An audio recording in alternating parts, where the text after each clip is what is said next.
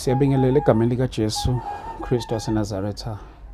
Sibonga kakhulu bazalwane, sesibuyile futhi la kwasisi njengoba sasikhona kuqala ngizoyikhumbula le episode umhlaza sikade sila simvakashelile malungana nesimo lesi ahlangabezana naso. Simvakashelile ke njengoba sila bazalwane.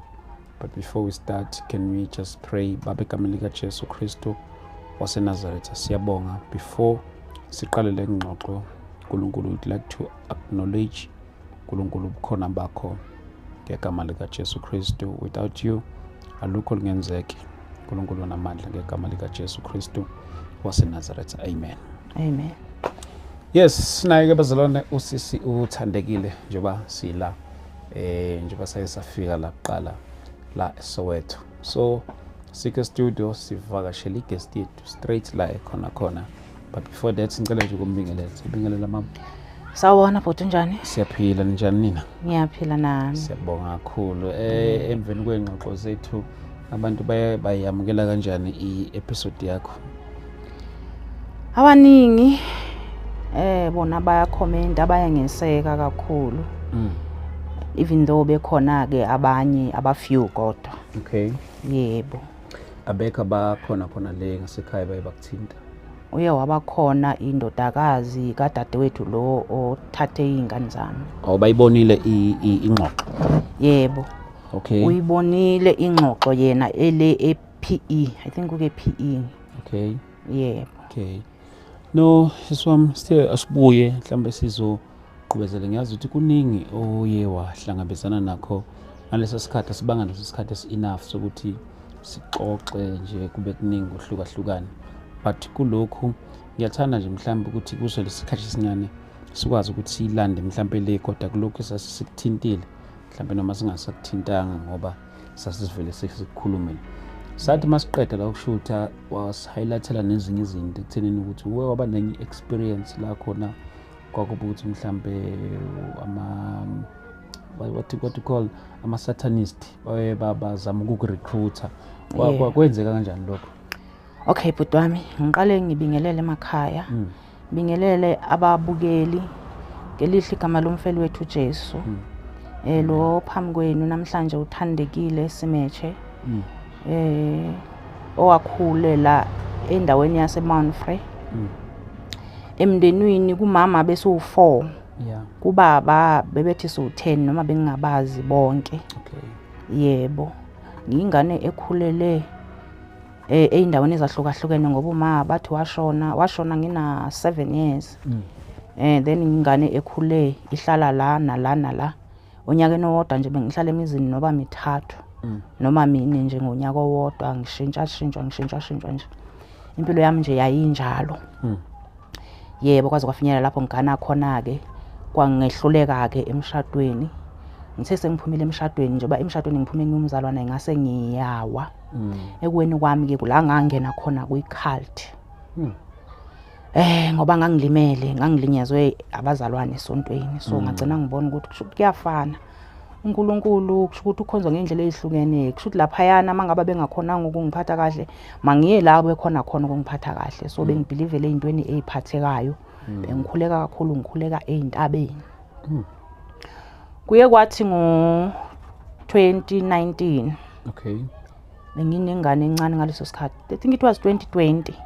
Ya ngoba ngiyitete ngoNovember nge-11 leyo ngane 2019. So it was 2020 nge-lockdown. I think it was April, May, somewhere there. Ngoba yayinabo 4 months, 5 months. Okay. Ngahlaselwa imimoya yobumnyama, amadlozi. Ngaqala ngaphupha into ezimnyama nje, ngangiphupha amanzi amnyama, ngiphupha ngembethe ingubo ezimnyama, ngiphupha ngigqokisa into ezimnyama, uyabo. Njengomuntu wayekhuleka entabeni ke ngangikhuphuka intaba.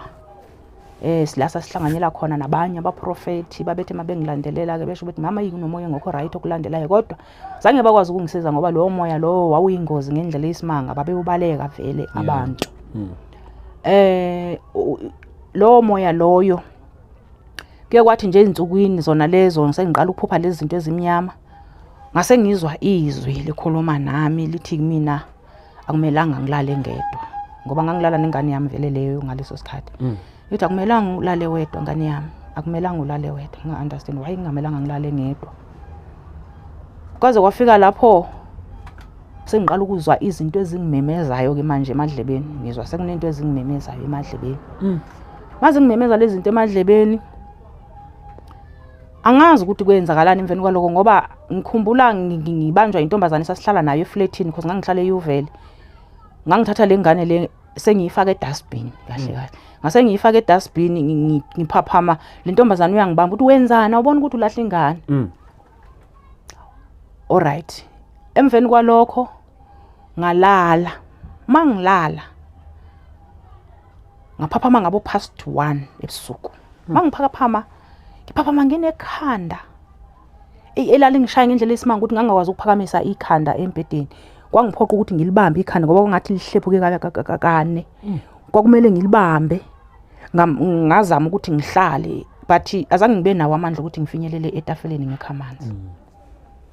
Mangivuka ekseni ngivuka ngiright ikhanda lisekho. Mangithi ngiyababalisela abantu bathi ayi wena ungazodlala ngathi. Hawu. Ngayitshela ukuthi ayikushuthi ikhanda nje belidlulela. Yeah. Ngalala futhi. Laphinde futhi labuya lelo khanda lelo same isikhathi esifanayo ngabo past 1 mangiphaphama. Yo, leli khanda leli lingiphethe ngendlela esimanga. Ngafosta ke ngalelo langa libambe ikhanda ngahlala. Ngoba ngangithi manginyathela kongathi nginyathela ngalo. Manginyathela nje kongathi liyahlekezeka nje liyahlukana phakathi. Ngalibamba ngancenga ngaze ngafika etafeleni ngakha amanzi ngawaphuza. Yaqala ke manje kungithusa le ndaba ukuthi hayibo leli khanda lizongiphatha ebusuku futhi kahle kahle lizongintshontsha kwenzakalani. Yeah. Mangivuka ekseni ngivuke ngiphile eqede. Ngiphile saka ngathi ngiqamba amanga kubantu. Ngalelo langa ngathi hayi ingane ngizoyihambisa ecrash. Ngizolala ngizoya nami kuyodayisa ngalelo langa. Ngayilalela nengane yami emini. Ngathi sengilele nengane yami emini. Ngabo past 1 emini. Ngilele nengane. Ngazibona sengathi ngisekhaya endaweni zasemakhaya. Ngibone ngathi kunotshani obuluhlaza lapho. Yeah. Mangibona kunotshani obuluhlaza lapho engathi kunendlu yodaka eUrawundi. Ekade iphephulwa yiphepho ekade inethwa yimvula nasebondweni nje uyibona nje kade lixika beloko beyibhanda indala kakhulu lendlu le. Kwangathi kunesofa eliseduze kwalendlu le ngaphandle kodwa. Okay. Ngala mina ngathi ngimile. Leli sofa nami sikaka umnyango ngaphandle walendlu. Kunomama ola iduze kwami ubhiza ngazi ukuthi wayibhizi inzani lo mama lo. Ngase ngiyathalaza mangithi ngiyathalaza hawu ngiyambona lo muntu uyeza. Ngibona le ndoda egqoka isuit egold. Ngithi hawu umuntu ogqoke kanje emakhaya uqhamuka kuphi? Hayibo. Lo muntu uqhamuka kuphi emakhaya endaweni enje bakithi? Yazi weza lo muntu egqoke isuit egold, isicathulo esigold, iwash ligold, tie ugold, yonke into wayigqokile igold. Lo muntu lo weza straight kithi. Mayeza kithi lo muntu wafike wahlala la kuleli sofa leli. Engathi ngiyazibuza ngaphakathi lo muntu shoda akazibona ukuthi ugqoke kanjani. Leli sofa leli liguge kanjena nalo liyabonakala sofa lidlavazekile ungazi ukuthi kade lishiswa ilanga linethwa yimvula. Wasekhuluma lo muntu wathi abagulayo mabeze ngibakhulekele. Ngase ngithi mina hayi umuntu ogulayo nangu ngikhomba lo mama bese eduze kwami. Mangithi ngiyamkhomba lo mama angisamboni usenyamalele. Uthi lo muntu cha. Akuyena lo mama ogulayo. Umuntu ogulayo wena. Yeah. Woza ngikhulekele. Ngasondela eduze kwakhe lo muntu ngavele ngafika ngaguqa. Yazi ngamuzwa ekhuleka ethi ngegama lika Jesu ebeka isandla phezulu kwekhanda lami. Ngabe ngiphaphama. La ngicena ngaleso sikhathi ikhanda. Lahamba even elenyongo. Into ekuthiwa ikhanda into engingayazi mina from 2020. Manje laba abakurecruitayo bakurecruita njani ndlelani? Alright ngiseza lapho. Okay. Ngoba ngaleso sikhathi bengikawi. Oh yeah. Bengisaphila. Alright ngakhulelwa. Kwasho ukuthi ukukhulelwa kwami ngekulo yo 2020. Ukhulele ingane yalobu ushade naye? Cha, bese ngiphumile vele emshadweni. Okay. Yebo. Ngakhulelwa mangikhulelwa kwaqala kwempilo yami yabheka phansi impilo yami ngalahlekelwa yikho konke enganginakho. Yeah. Kwaqala nje kwaqhuma igedlela lilisha nganga understand kwaqhuma istove sisisha hawu kwaqhuma iTV endlini hawu kwaqhuma nje into eziningi endlini nganga understand ukuthi kwenzakalani. I remember i-TV indlela engangicasuke ngayo ngaze ngayithatha ngayikhipha ngebalcony emaflatini yawo khahlazeka phansi yaba ama-pieces ngicasukile. Emveni kwaloko ngamuva kulelo flat ngoba ngingasakwazi ukubhadala. Sengihambe ngiqasha ke manje eindaweni izispace ngila ngagcina nakhona sengingasakhoni. Ngangena ezikweletini. Ungena kwami ezikweletini ke manje ikhadi lami lalihlala komashonisa. Ngangolota omashonisa abathathu. Abayingozi kakhulu ngoba omunye wakhona wayezasho athi kumele bazolanda izingane zami. Yebo. Kumele bazolanda izingane zami ukuze ngikwazi ukubathatha serious ukuthi bafuna imali yabo. Sengiyiphara ke manje. Ngahamba ngaya eMaromeni ngiyocela usizo. Bafika bangipha amatamatisi lapho. Mabe ngipha amatamatisi lapho eMaromeni nama-onion namazambane bethi hamba udayisa emgwaqweni ngeke kulala ungadlanga nezingane. Ngahamba ngempela. Ngafike ngathola ikhona nje emgwaqweni. Ngafike ngendlala isaka banginikeza nama-plate. Ngafike ngafaka amatamati nama-onion lapho. Ngiyiphara ke ngaleso sikhathi. Njengoba ngangibalekela omashonisa ke ngangibabalekela ngempela ngivika ngapha nangapha ngisazi ukuthi ngithini phela kubona ngoba ngisakhona. Yeah. Ngelinye ilanga ngathi ngidayisa ke lapho. Ekhoneni ngoba ngangidayisa ekhoneni ukuthi umuntu ozoqhamuka ngalibu ungamboni. Bovela umbone seqhamuka nje. Hey waqhamuka lo sisi ngiqeda ukukhuza ingane. Ngithi hey wena suka emgwaqweni zokushayisa imoto. Lo muntu uyazazi ingane zami sasihlala sonke ejardini. Uyazazi ingane zami ivoice yami uyayazi. Uyangazi. Wabeqhamuka mayeqhamuka azange ayibone ingane. Mayeqhamuka kimi inhliziyo yayibhakuza ngendlela esimanga ukuthi Nkosi yami lo muntu ngiyamkolota. Mangikhuluma iqala engekakhulumi ngixolise. Ngathi mangithi ngivula umlomo kwangathi kunento engivala umlomo kanje. Iyangivala ngathi awuyini manje lengivala umlomo. Yazi lo muntu weza ngihleli kanje ebhakedeni. Amatamatisi lawo eduze nje kwami. Wafike wawabuka amatamatisi wawabamba ezama ukukhetha engiyabona uyathalaza ukuthi ukuphi umnikazi odayisa la akangiboni inhlobo. Yeah. Azange ngibone esinye isimanga leso uNkulunkulu angibonisa sona ngamangala inhliziyo yami isashaya fast ngendlela esimanga. Lo muntu lona lokwenza umkhanya kanje ilanga laselizoshona. Engiyabona uyathalaza ukuthi kanti uphi umuntu odayisa la ngifuna ukuthenga. Hawu wagcina sehambile. Izingane akayibonanga zidlala la eduze kwakhe, la eduze kwami. Nami akangibonanga. Ngiphambi kwakhe. uNkulunkulu wangenzela isimanga lapho imiracle engike ngithi mangicabanga ngithi uNkulunkulu wami ubaba ongenami ngaba angikho la. Kwakusinda kwami kanjalo leyo nto leyo kahle kahle yenzeke 3 times ngoba ngihlangane naye 3 times lo sisi elokwe ngangiboni. Ngelinye ilanga ngiphethe amapampers wengane ngibelethe enye ngidonse enye. Ngiyadlula eduze kwakhe uanswer phone ukhuluma nefone akangibonanga nje ngidlula eduze kwakhe akangibonanga wangidlula nje wayehambela ngathi hayibo uNkulunkulu wami kwenzakalani 3 times nje elokwe ngidlule engangiboni. Imangaliso kaNkulunkulu yazi uJehova uyasinakekela noma singenzi kahle singahambi kahle hayi ngoba ngangingcono mhlambe ngiholi ayikho into engcono ngami ngisona sokugcina kodwa uNkulunkulu wakwazi ukungivikela. Ngaqhubeka ngiyiphara emgwaqeni. Yeah. Ngazohlangana nomama osekhulile lo mama ungazi ngisase right. Okay. Nganginokuthi mangihlangana naye lo mama bekumama esekhulile nabazukulu abaningi. Ngithi mama masingene esitolo. Ngithi mama kushodana endlini ethatha yonke into oshodayo endlini ngimthengele. Ngibadale ahamba yophekela abazukulu bakhe. Mangihlangana naye lo mama uthi kumina mama kaNqaba hayibo wena lona. Ngithi yebo gogo yimina. Hawu kwenze njani? Sorry. Ngithi mina gogo impilo. Hathi hayi baba kaNqaba ngi-understand. Wanje kwenze njani? Ngithi igogo impilo. Njengoba ungibona nje anginayo nendawo yokulala. Ikhadi lihlala kumunye umashonisa ngoba umunye ngangikolota 5460.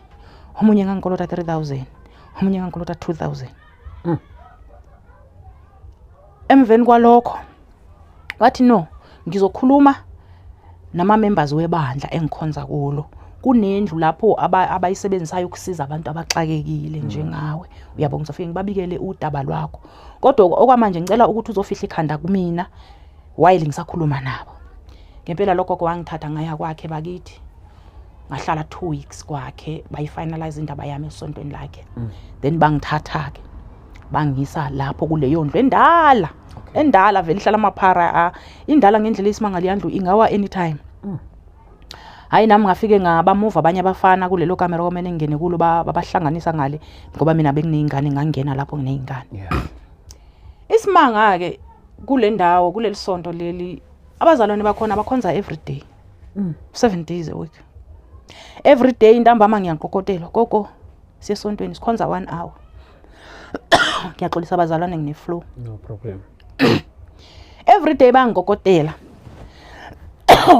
ngamuva in lapha yana nge7 ka April mangifika lapha yana ngafika kuumncwabo mangibuza ukuthi ungcwatshwa lana kwenzakalani bathi kungcwatshwa umfana ogwaziwe ubaba wakhe usonda lapha ya oh okay end of April sasingcwaba intombazana yomunye umama ohlala khona lapha yana ebefunda ugrade 12 uye waba involved ku accident ngenyanga eyi1 ngifikile ngithi awu sasingcwabe kabili ngifika nje hayi labantu laba ke baloko bengqonqozela masifika lapha esontweni balandelela kakhulu amaphupho ke bakurida through amaphupho wakho bathi mangibhale phansi amaphupho bengiyisilima ngendlela esimanga ke mina ngoba amaphupho ambe ngiwatshela bengingazi ukuthi kula bengithola khona ngiwabhala phansi amaphupho ngiwabhala phansi kanti kula bengibona khona ukuthi oh lo muntu nje oh lo muntu kanje sambe sohlambulula lawo maphupho every day hayi kanti kwenzakalani kwahambe ithe inyanga mayise izophela eka May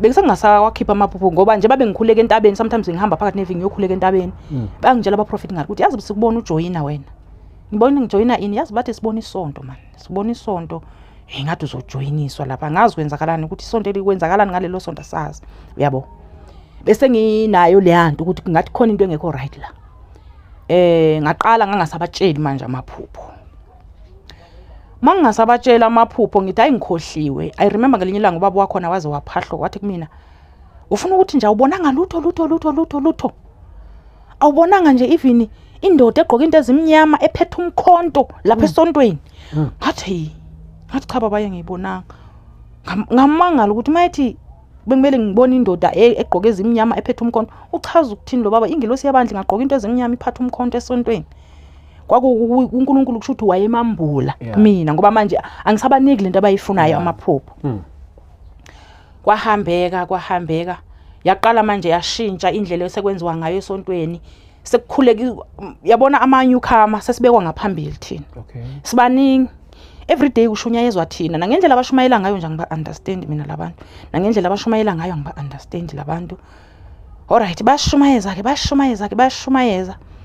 lithe iviki selizophela ngabona sekushunyayezwa mina ngedwa sengisale ngedwa bonke laba sebe reverse sebehlala emuva hawo kanti lo baba usetshele isonto ukuthi bayangamukela amansendi ngithi hawo baba ningamukela kanjani mina ngazi ukuthi umuntu uyayinikela uma esezwa enhlizweni kusho ukuthi kumele ayinikele wathi cha la ekhaya thina siyamukelwa uyabo baba busy nje bangiorganizela ingubo zabe ezimhlophe gqoke ezimhlophe ba organize ingubo zabe ezimhlophe abanye baletha igate abanye baletha ini ngoba bengenampahla ngithi bengiyiphara abanye baletha ini baletha ama blouse abanye baletha yabona nje bezama ukuthi Sunday ngiyamukela ngithi hayi angikwazi ukwamukelwa into engingayazi nje okokuqala nangendlela enikhonza ngayo ngisazama ukuadjusta ukuthi nikhonza kanjani angijwayelanga indlela enikhonza ngayo uyabo azothi lo baba kumina ufuna ukujwayela ini nathi safunda ngendlela ngithi hayi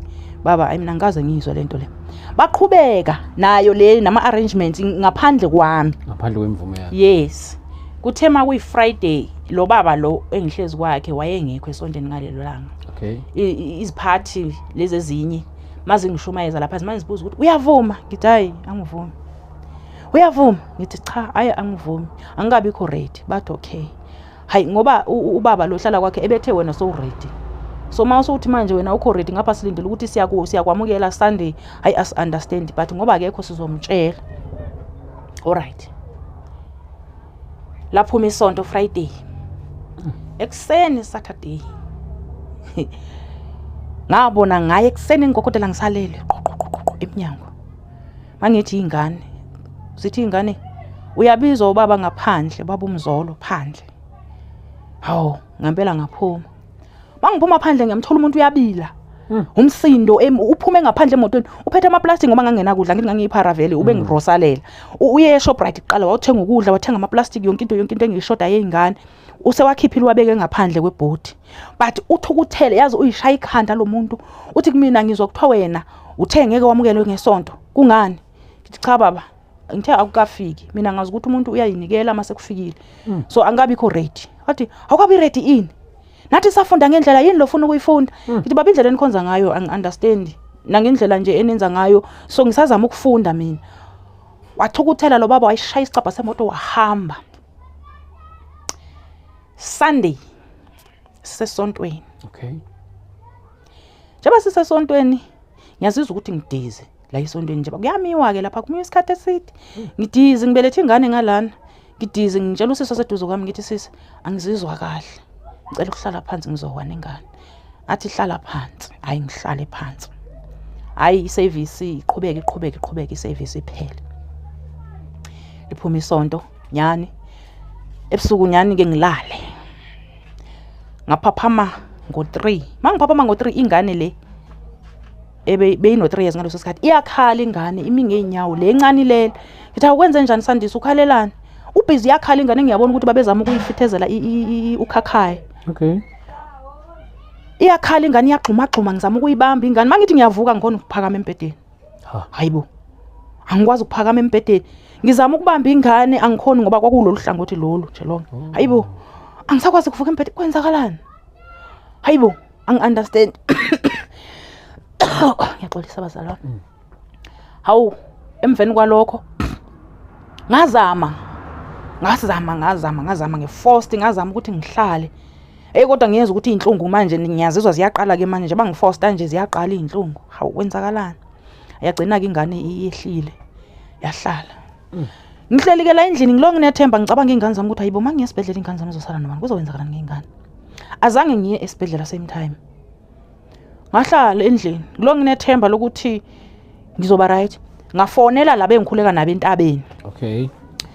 ngathi ngicela bafike bazongisiza wafika lo sisi loyo mayefika lo sisi lo afika ngiphekela ashintshela ingane ipampers and stuff angitshela ukuthi hey ungayi esibhedlela yazi mawungayi esibhedlela ngeke ubuye wena hayi nginga-understand kwaqhubeka amalanga mangilala bayafika la endlini remember idemoni ngeke ulixoshe kubo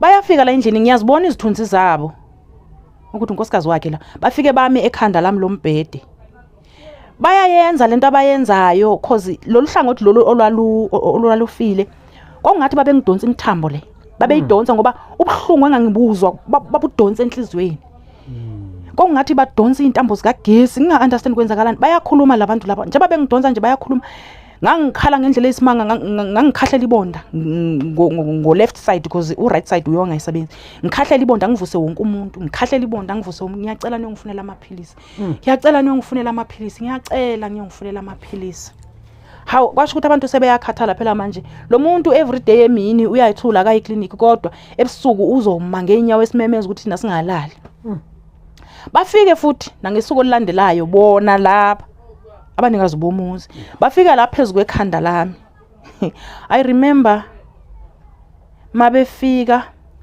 ngaleso sikhathi ngithi ngangise undicult kunomthandazo engawunikwa ke ukuthi ngiwenze ngangikhuleka ngamabhayi ngaleso sikhathi amabhayi abomvu na blue Okay. wathi lona omunye usisi lo ongikhulekisayo wathi awukukhuleke ngoblue wembatha ublue uthathe elibomvu lokuthandaza ulale phezulu kwalo nezingane ngathi alright kulungile ngalithatha ngempela ngalendlala phezulu kombhedi ingane zami salala phezulu kwalo elibomvu ngalembatha eliblue ngalo bobusuku kula ngabona khona yonke into ngabona ukuthi yibo labantu laba bangibulaya baqhamuka begqoka amasuti bengagijimi othayi babebheke phezulu kwizwe iqala ukuthi qwa. Ngambona lo baba emile laphayana uyangimemeza uthi wena ngane kungani ungafuna ukufa? Uthi kungani ungavuma ukufa? Kunini sikuzama kungani ungavuma ukufa? Ngithi hayibo. Kanti lo baba uye lo ngibulalayo. Hayibo. Khona ngiqala ngishaqeka manje ukuthi hayibo kanti lento iqhamuka khona la ekhaya. Hayi yangithusa ke manje lento ukuthi hayibo kanti lento injena kanti. Ngaqhubeka bakhuluma futhi basho ukuthi kusasa siyabuya sizomqedelela. Ha kula ngabona khona ukuthi ngeke ngisakwazi ukulala ke manje. Lelanga bethi bazobuya bazongiqedelela kula. Ngadecide khona futhi nakhona ukudecide kwami ngazama ukwehla embedeni. Mangehla embedeni ngoba ngangasakwazi ukuguqa ngangasakwazi ukuthini ngangidonsa isitulo nje saseduze kwami ngazama ukuthi ngihlale kuso. Ngangigoqekile ngangasakhona ukwenza lutho vele ngangasakhona nje kwenza lutho. Ngithe ngisahleli kwangathi ngibona umuntu nje olapha ekhoneni lendlu. Lo muntu le uthi kumina uhlaleleni la. Awuboni yini ukuthi uzofa? Uhlaleleni. Hayibo. Kwawukhona emqondweni wami ukuthi hlwe. Kwangathi ingqondo yami bithunjiwe ukuthi wena uyindawo wena. Sizoloko sikukhenika la endlini. Every day siyafika siyakukhenika, every day siyafika anyway uyahlala awuyindawo. Ntambama ngadecide ngathi yazini mangicela abantu khona la esihlala nabo ngicele bangithwalisa izingane, bangithwalela izingane bawuzibeka epolice station. Mabeyozibeka epolice station izingane ngathi ukuthi batshele emaphoyisa ukuthi ngiyalandela. Kumama oyingane ngangikhasa ngamadoloke ngaleso sikhathi. Ngakhasa ke ngaze ngawufika epolice station ngoba yayiseduze vele nalanga ngihlala khona. Mangifika khona lapho abantu bokuqala abafika kwafika yena lo baba. Nalo mama wayengihambisile lapha wayengihlanganise naye. Kwaba nomsindo omkhulu epolice station betha ngiappreciate emva kokuthi bengenzela ubuhlobo bungaka kungani ngikhuluma into enje ngoba lo baba wafika lapha epolice station wafika wazohlala eduze kwami egqoka ijazi elimnyama. Wathi kwenze njani? Ngiyambuza mina ngathi hlala ufuna ungibulalelana. Wathi uthini? Ngithi ngiyabuza baba ufuna ukungibulalelana. Uyabo? Athi yena angazi ukuthi ukhuluma ngani. Amaphoyisa athi makangivulele icase. Bathe baba uyamvulela icase lo muntu noma cha? Athi hayi angimvulela icase ngoba leli gama ngilijwayele vele ngiqala ukuthukwa nguye ngijwayele vele. Bathi okay. Amaphoyisa akangibizela ke ambulance ngaleso sikhathi. Ingane zalala epolice station. Ngaye esibhedlela. Esibhedlela ngahlala nje insukwana then ngaphuma. Mangibuya izingane ke sezingekho. Ingane wayiluza kanjalo ingane. Yebo ingane ngayiluza kanjalo. All right. Emveni kwalokho ke before ngizoluza izingane ngalesa sikhathi ngisaseyiphara ngingekahlangani bese ngihlangene nalabantu bese ngihlangene. I remember ngangiye eclinic. Okay. Kumele ngihambise izingane eclinic.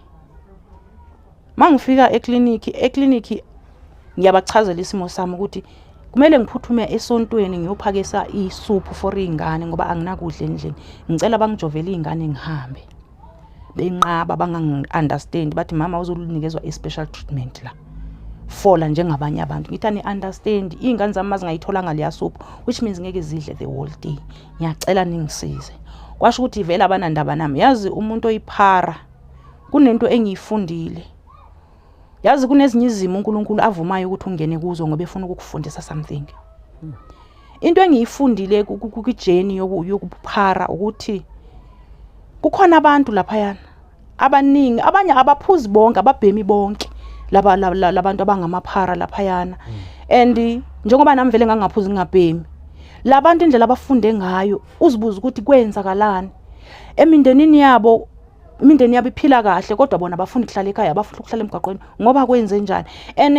Into enye engiyifundile ukuthi labantu laba bambelethisiwe imimoya ukuthi nala behamba khona akekho umuntu obathatha serious noma belicela usizo noma befuna imisebenzi ngoba naku beyibambe amaphara bengcolile akekho umuntu obanakayo obanikeza attention because of le mimoya abayembethisiwe yiyo le ebabambile ukuthi kungabi namuntu nje obanakayo noma bethi bayakhuluma bangazwakali. Leyo nto ngiexperience kimi ukuthi ngangizama ukufuna usizo ngizama ukucela usizo ngizama ukuchaza bavele nje bangishiftele eceleni nje. uyibone nje ukuthi indaba yami Nkosi yami ayikho kahle kahle kuzowenza njani. Yingakho abanye begcina begive up empilweni ukuthi kuyafana noma ngithi ngiyacela usizo angilitholi, kuyafana kunamuntu ongilalelayo, kuyafana kunamuntu onendaba nami. Why not umuntu agcine egive up eyihlalela emgwaqweni ebona ukuthi hayi ngcono ngiyihlala emgwaqweni ngoba emgwaqweni vele angizohlupha umuntu ngizobe ngiyiphilela impilo yami. Uyabo? Alright. During that time kula ngakwata khona ke ngiye clinic ngathi yazini angeke ngiphinde ngiye clinic. Nami ke ngumuntu obeku chronic bengiphuza amaphilisi we-HIV ngaleso sikhathi. Okay. Ngathi angisaye eclinic ngcono ngife once because nami bengikulesiyo situation ukuthi angizwakali. Noma ngithi ngiyamemeza akunamuntu ongilalelayo, noma ngithi ngizama ukuchaza akunamuntu ongizwayo, ngizama ukucela usizo akunamuntu ngase ngigive up ngithi yazini ngcono ngife once. Ngangasacabangi lutho vele ngitshona ukuthi ayishuthi kuphelile ngempilo yami. Ngayihlalela waphela u6 months ngingayi eclinic bese ngina 4 years ngiwaphuza amaphilisi ngoba I remember ngazala ingane zaze zawu 3 ngiphuza amaphilisi. Okay. Ngayihlalela ngi 6 months ngathi omeke ngiye eclinic kungani ngingenayo isymptom because ngangilindele ukuthi ngizogula vele ngitshela ukuthi yazini makwenzeke okwenzakalayo. Yeah. Mangiye eclinic bafike bangitesta mangithi bangitesta hawo kuphuma umuqo oyi1 lo nomunye mncane kakhulu vele ngalindlela ukuthi awubonakali kahle. Bathi hayibo wena sisi kwenzakalani ngawe? Kungani una 6 months ungaphuzi medication ube fresh kanje? Ngalana awuna ama symptoms awugula una next. Ngathi ayinama ngazi. Bangiribhuka ukuthi ngiphinde ngibuye ngathi angibuyeli lapho mina. Ngayihlalela unyaka waphela. Ngaloko ngilandela ngayihlalela futhi waphela unyaka wesibili. Ngihlalele nje ngahamba ngayotesta. Bangihamba ngiyotesta ke manje wabuya umnqa uyi1 uclear 1 uclear. Ngathi hayibo lento iyenzeka ngempela. Kanti uNkulunkulu njani? uNkulunkulu uyakwazi ukuvikela umuntu ongelutho, umuntu abantu abangenandaba naye. Amqoqa umuntu wakhe, amvikele engekho esimeni sokuthi uyakholwa ukuthi ungcwele ngoba angikho ngcwele bazalwane. Ngiyisoni sokugcina. Kodwa umusa kaNkulunkulu ngawubona phezukwami. Mina into engangiyilindile uNkulunkulu ipunishment ukuthi uNkulunkulu uzongiphanisha kodwa into engayibona ngabona uNkulunkulu eyihlenga impilo yami ngendlela eyisimanga. Khona manje njengoba ngikhuluma nani ngina 4 years. Ngihlalele nje ngisaphuza medication nali card. Libhaliwe lapho ikhadi ukuthi ngigcine nini. Nali libhaliwe la. Bangiribhuka la. Oh la. Zangisabuyela 2021. Yes, babe ngiribhukile ukuthi ngibuthi ngizoba ngiattendanga ngale date kwakumele babe ngiattende ngale date abangi-attendanga bangiribhuka ukuthi ngiphinde ngibuye ngoba vele benginama default nginama rebooked nje bengingasayilandeli vele into yakhona engasanandaba nayo leyo nto leyo. Awukugula okwahlangabezana nakho ukuthi awusadli treatment. Angifuni ukuqamba manga uNkulunkulu ungenzela isimanga ke mina ngoba abanye nginokubezwa befakaza bethi bona hayi baye bagula. Namhlanje angikaze ngibe nayo into ekuthiwa i-symptom. Angiyazi nokuthi yini into ekuthiwa i-symptom yokugula kwabantu abane HIV. Njengoba ngimi phambi kwenu njenga namhlanje mina into ekuthiwa iphilisi ngivele ngaphuma kuyo. Ngathi yazini uNkulunkulu mayekwazi ukwelapha isifo ekuthiwa silapheki kimi. Ngingubani mina ukumdoubta? Noma ngathiwa ngigula kanjani ngibiza igama lika Jesu namhlanje angiliphuzi iphilisi ngoba uNkulunkulu ungibonisile amandla akhe phezukweyami impilo. Lapho ngingenathemba khona lapho ngigive up khona uNkulunkulu wangitakula wangibonisa ukuthi mntanami noma kule situation okuyo nginawe. Impilo yakho ngizoyivikela noma mhlambe abantu bezobheka isithombe sakho ukuthi ubukeka kanjani kodwa mina ngizoyivikela impilo yakho. Akunanto ebaluleke ukudlula impilo bazalwane. Because uNkulunkulu angakubusisa ngako konke kodwa mangabe impilo ingekho awu enjoy yonke into nayo ma ungenampilo. Mina ngibonga uNkulunkulu ngempilo angibusise ngayo. Ana umbuzo lapho. Umbuzo ngaba nawo. Hamba la. Okay. Mama I hope uyaphila. Yebo. Umbuzo engaba nawo ilo ukuthi umntwana lo ukugcina mawumthola yena akaze yini azatheleleke nokuthi akaze yini azadla amaphilisi. Number 2 since abantwana abancane bayahamba baye clinic bayogoma yabo uzogoma lokho zagiga isimungumungwano yena umfakile ngilento yokuthi nayi iphilisi umntana akho akalisebenzisi. Ukhuluma iqiniso sisiwami wagcina eclinic ingane yami ino 2 months. Lelo langa lelo wayeyohlabela i2 months mhlazana ngiduba iclinic wayeyohlabela i2 months. Leyo ngane ngayibelethela mina endlini ngayibelethisa mina endlini leyo ngane ayikazi itheleleke. Kwakumangela amanesi kubangela odokotela ukuthi kanjani indlela engibusiseke ngakhona ngempilo mangikhumbula ngalunywa only 1 hour into engakaze yenzeke empilweni yami ngayiteta leyo ngane mangiyiteta ngiyiteta ngingedwa endlini. Ngangithandazela ukuthi nje ngahishwa igazi kuphela ayimanaged ukuthi ngiyitete leyo ngane ngiyinqamule mina ikhoti ngakwenza konke ngingedwa endlini uma stand wayebusy ememeza phandle evusa omakhelwane bathi bebiza iambulance ifike ngabo 7 ekseni mina ngidide ngabo 4 yathi mayifika iambulance ngithola mina sengigezile ngathatha yonke le impahla lezi bengiyigqokile ngayixovula lapha yana ngiyayixovula mayizongilanda ukuthi hey uzosibophisa wena yini lo yenza sikaze sayibona into enjena hamba yohlala empedeni ngoba amanesi bazothi sikuvumela kanjani wenza into enje umuntu osesimene sinjengesakho akumelanga ukuthi wenze into enjengale indlela engibusisa ngakhona ngempilo sisiwami ngifuna uqamba manga mina ngithi ngiqeda kuyibeka ingane ngibe ngiphuma ngeqa ngihambela ngishino 3 months ngihambe ngiyosebenza. Okay. Ngiyakuzwa la. Ngicela ukubuyisela nje kancane emuva. Yebo. Emshadweni wokuqala ngiyakhumbula ku episode yokuqala ukuthi wawuthe wathwalwa okusho ukuthi it's something like mission approach mengabe ngolimi lokholo cishe ifane ayifani. Forced marriage. Okay. So umuntu ongamazi waba nengane naye ezo3 waba nengane ezo3 okay. Sewuqedile ukushada wasuthola abanye abantwana. Ubaba abantwana angizwa kahle iside lakho ukuthi khona la vela khona membe ukufaka isandla mhlasimpe noma uku-assist empilweni since unabantwana naye into kanjalo angibizwa iside ethinta yena yewo. Okay. Siswami ukuphendula nje lapho to be honest ngashada ngino 14 years. It was a forced marriage. It was very painful. I don't wanna lie. Yangihlukumeza le yonto. Ekuyinto engenza ukuthi ngibe neanger even today. Mangicabanga le yanto ngoba indlela benza ngayo they force everything. If lo muntu lona bebona ukuthi unamandla uzomhlula they don't mind ukukubamba. Azenzela umathanda kuwena bebhekile. Eyona ndlela yokuthi bakwazi ukukubamba ungabaleki ukuthi kumele a break virginity yakho if you break. Angikaze ngamthanda sesiwami. Akaze ngibeka isandla angifuna uqamba manga kodwa bekangihlukumeza emotionally. Okay. Besiklasha kuyo yonke into. Bekangalifuni nokulibona isonto loyo muntu loyo. Sorry bazalwane. Bekangayifuni ukuyibona isonto lo muntu lo. To be honest angifuna uqamba manga mina ngafunda ukuyimela ngisasemshadweni.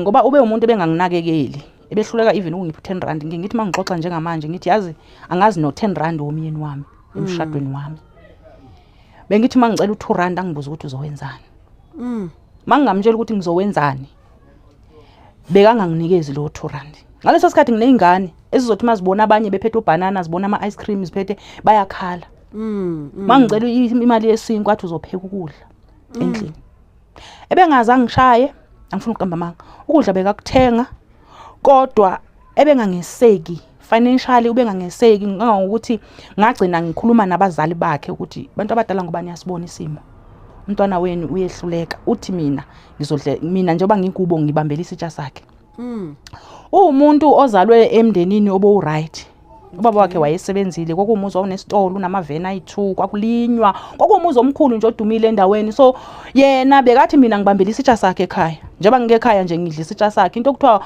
ukuthumelela umfazi imali ukuthi naye ahambe edrobheni mina benginakekelwa abazali bakhe kuyo yonke into sasa uthi ubanaka ukho ayena akekho yes mina ngibambele yena isitsha sakhe yes mina bengithengelwa umamezala wami iphenti unondroko ibhodisi everything mina bengithengelwa emzini wami angifuna uqamba manga mina emzini wami babengithandwa namanje emzini wami bayakhala kakhulu but inkinga ngulo muntu engeza ngaye. Yes. Ngoba ngagcina abazali ngikhuluma nabo ngithi ngicela ukusebenza. Ngoba niyasibona isimo, niyayibona ingane yenu ukuthi yenzani. Hlule kungipha u10 rand. Abazali bangikhulula. Kangokuthi ngase ngingasamlaleli. Yonke into ephumulweni yakhe ngase ngiphuna mina iapproval from ebazalini. As long abazali beapprovile, benganandaba nayo ukuthi ucabangani ukuthi uzizwa kanjani. Ngawufuna umsebenzi, ngasebenza only 1 year 3 months. From there ngayiqalela mina ibusiness. Ngaqala ukudayisa, ngisahlala naye, ngayimela, dayisa ama cosmetics, impilo yami yayihamba kahle. Kula izinto zaklasha kakhulu because ngangikhona ukuzenzela yonke into. Mangithenga iproperty endlini ke kulabe kuba inkinga khona, siyalwa silole iproperty ela endlini. Ukuthi why umosha imali. Okay, after usuphumile emshadweni wasuthola abantwana nomunye umuntu. So ubaba lowo ukhona empilweni yabantwana, uyakusupporta abantwana, baye kuma social worker, uthini side lakhe, uthini yena nomndeni wakhe mhlasimpe abophela abantwana abanogogo bano auntie entweni kanjalo. Khona la khona baxhasa khona. Yes, abantwana laba ngabathola ne foreigner. Oh, okay. Yes, ubaba wabo wabaleka nge-lockdown, wayemoshile emsebenzini. That's when awangishiya ne-pregnancy last born lena 4 years. Okay. Yes, wabaleka lamaphoyisa. Ngezwa nje ukuthi uke eBotswana. From there kwakulahlekelana nje kwethu. Ngenxa yokuthi ke mina bengumuntu vele bezimele, vele ngumuntu othanda ukuzenzela vele. So bengenandaba naloko, mina ngaqhubeka nempilo, ngayikhulisela abantu abami. Kanti impilo uzocrasha. So umndeni wakhe ngangisawufuna umndeni wakhe uyedwa nje umuntu wayesangi-introduce kuye, but ngangingakayi kwakhe ukuthi ngazi ukuthi mangimfuna ngizomtholaphi. Uyabo sasahlela ukuthi ngizoya so that ngazi ukuthi ngizobatholaphi, kanti uzovele yena abaleke amoshe emsebenzini, abaleke sefuna amaphoyisa. Then kwawukulahlekelana kwethu mina naye. Yebo. Abantwana banawo ama certificates, izinto enjalo, bayahola grant. Yes. Okay. Yes, ngabenzela ngami. Oh, okay. Yeah. No mama, thank you so much. Ukumbuzo okugcina ngani noma ngisavumelekile ukubuza. I-first born. Ngakukhumbula ukuthi ngagcina ngathi neminyaka u21. No, 20. U20, yes. Uhamba kanjani? Uyafunda, uyasebenza? Uma engasebenzi isiphi skill anaso, mhlasimpe kungenzeka ukuthi kunomuntu obukayo ekhaya ofisayo ukuthi mhlasimpe angafaka isandla. Ngiyazi omunye uzocabanga ukuthi okay, ngoba umama dayisa insipho uzomlekelela mhlasimpe ukuthi athenge insipho ukuze akwazi ukubeka isinko etafuleni. Omunye mhlasimpe angasho ukuthi hayi nginenkampani ethize, mhlasimpe ubhoti unayo yini security, unawo yini matric, intweni kanjalo, just ukuthi bafaka isandla abazalwane. So omunye ngaba nombuzo ukuthi mhlambe wena mongakhona ukuqasheka abantwana bona bayakhona ukuthi kube khona bakhona ukwenza. Yebo sis. Ingane ayifundi. Okay. Nokusebenza vela akakasebenzi. Okay.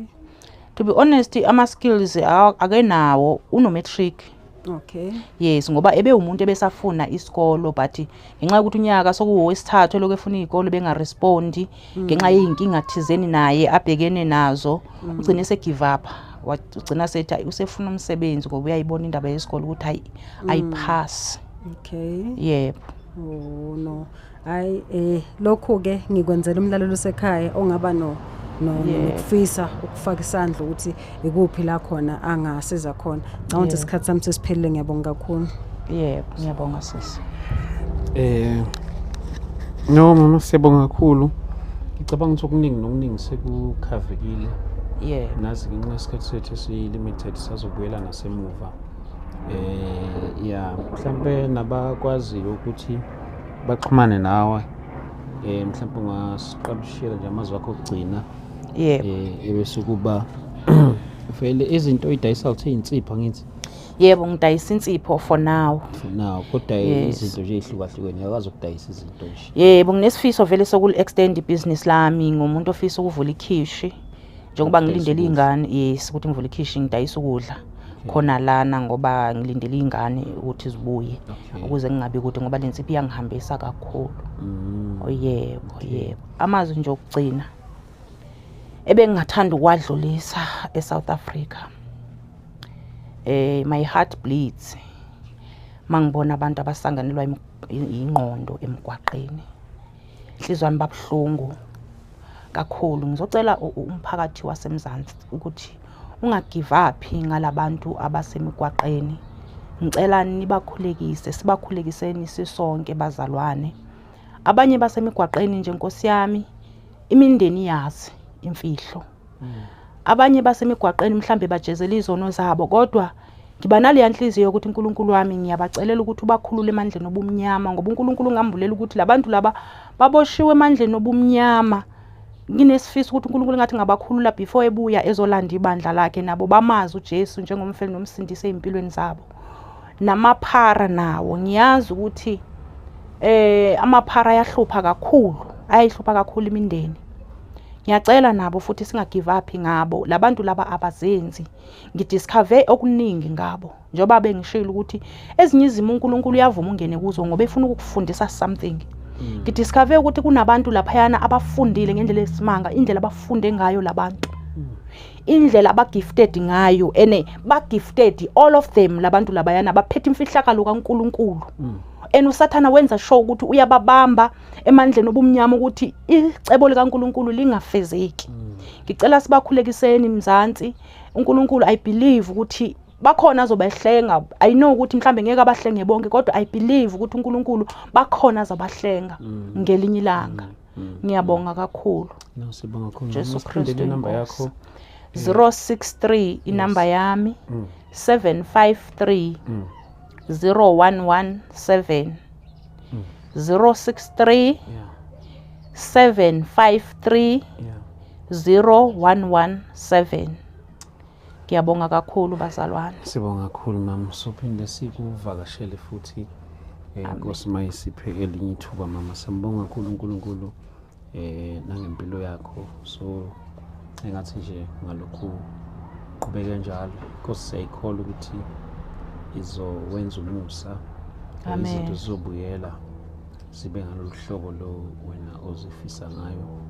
Ngoba ingane nje nazo mhlambe zokuprocess yokubuya. Nathi sizozama ukuthi siwafonele ama-social worker. Yes. Yazi ukuthi into yakho ime kanjani. Hayibo. Yazi kunenye iphathi very important engiyikhohliwe. Ngike ngaba ne-visitation kaJesu. Ngalesa sikhathi bengiyiphara ne. Ngaboniswa abantwana bona laba. Bona laba engibalulwayo njengamanje. Ngaboniswa besemgodini omnyama. Bevalwe ngoplastic omnyama. Engathi bayakhala phakathi. Engathi ngizama ukubakhipha. But angikhoni ukufinyelela kubo. Umbono loyana wangiphatha kabi cishe iviki lonke ngingasakhona ukuthandaza mangikhuphuka intaba ngangakhona ukukhuleka kahle. Ngizibuza ukuthi kungani abantwana bami ngibabone besemgodini. uNkulunkulu uyakwazi ukuvikela mina kodwa ingane zami akakwazi ukuzivikela kanjani? Kungani ingane zami kumele zibe semgodini omnyama mina ngibe ngaphandle kanjani? Ngathi ngisakhathazekile yazi nje kanjalo. Ngaba ne-visitation kaJesu. Wafika direct. Wafika kumina as i-vision. Mayefika kumina nangaleso sikhathi futhi ngayibona ngathi nje ngisemakhaya. Kwakubalele ilanga nje lalikhanya nje ukubalele nje. Ngihleli nje la endlini ngaphakathi. Wavela wafika wami eminyango. Wakhuluma isilungu wathi kumina, who is confusing you? Who is confusing you? Who told you that I can protect you but not your children? There is no such thing that I can protect you but not your children. If I protect you with your children. From that day ngathi mangivuka ngine peace. Nginokuthula nginenjabulo eyisimanga. Ngoba athi mayiqeda ukukhuluma kanjalo wanyamalala. Ngazizwa nginokuthula ngine peace ngendlela eyisimanga. Azange ngiphinde ngikhathazeke ngeingane from then. So kusho ukuthi ngangiboniswa lento esengiyilwa njengamanje.